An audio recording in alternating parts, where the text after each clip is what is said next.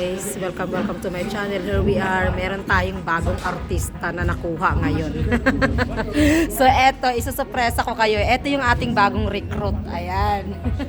What's up, Compis? Ayan. Ayan, so libre daw niya ako kasi naging manager siya. Ayan, yung pag ako naman na naging manager, libre ko rin kayo lahat. Wag lang doon, sa ibang lugar naman. Yan. Ayan, o sige, anong feeling ng maging manager? Interviewin na muna kita. Feeling great. Oh my God, yung my hair. This is a bad hair, bad day. Hindi, joke lang. Okay. Ayaw ka na yan. Tawag ito, isang sikretong tanong lang about sa love story. Okay. I'm sorry. Anong sa mga babae dyan na as in talagang hindi katulad mo na malakas. So ano yung ipapayo mo? Okay, ito diretso. Totoo tong bilang isang organizer at saka isang queen ha.